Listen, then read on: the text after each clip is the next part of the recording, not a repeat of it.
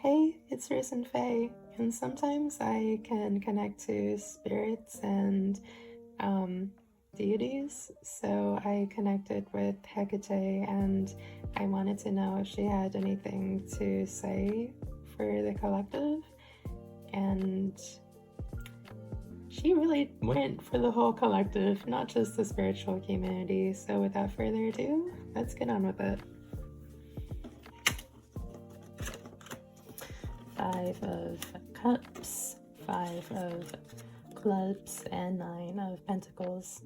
So what this means is that there's a collective quarreling, like collective disagreement, like collective, like everyone's just kind of fighting. And there's also collective heartbreak. And, seeing this the first time, I was like wondering, oh, she's telling us like everyone's kind of like suffering, on both sides. Like, emotionally, no one's winning. Everyone's kind of like losing and everyone's hurt. And, we're all like suffering together in a sense. Even like the people that are pushing suffering onto us, they're hurting too. And this talks about resources being, abundant, like everyone can have what they need to have.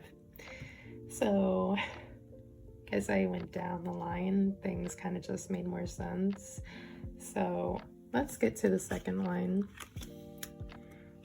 Page of Pentacles, 4 of Pentacles, and Page of Clubs. So this makes a lot of sense because we have 2 pages right after right after Aces are some of the most transformational cards in the tarot. So what this talks about is we collectively have a lot of, ability to change the world. We really can.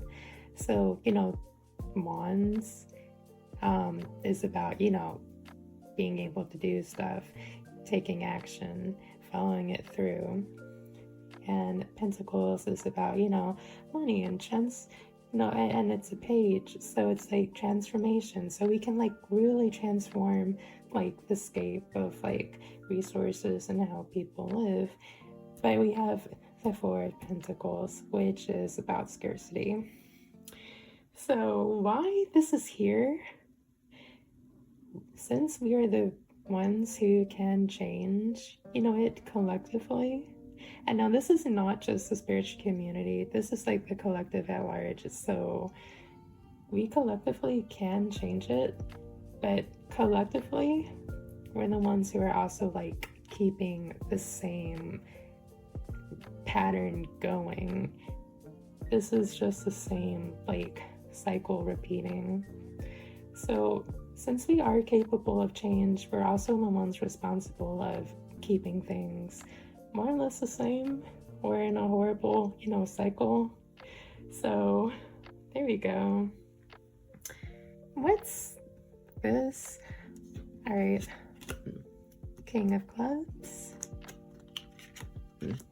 5 of Pentacles, 9 of Cups,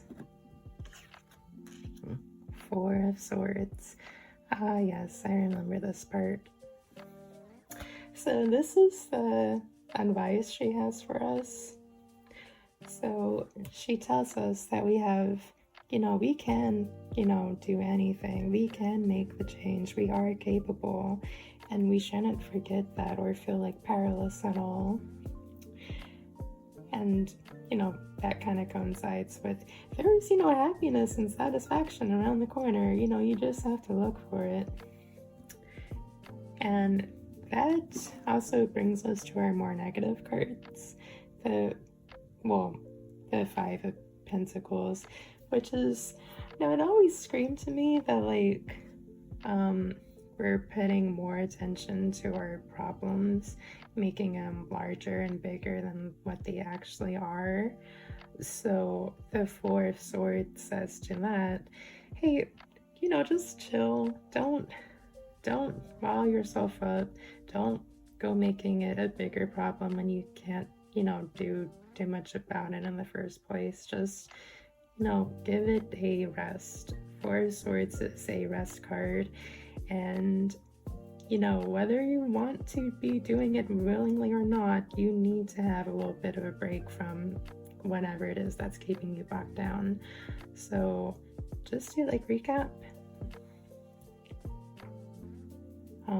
you're very capable. Just, give it a rest from negative things. And yeah. I mean, if you follow along, you know what it is. So, 8 of Pentacles and King of Hearts. King of Cups. Alright, so this is thank you for the lovely advice, but I didn't feel satisfied ending it there, so I asked her what is the next for the world. These cards literally popped out. So, what's most likely next for the world collectively is that plans are going to be made to ensure collective wealth. So 8 of Pentacles is about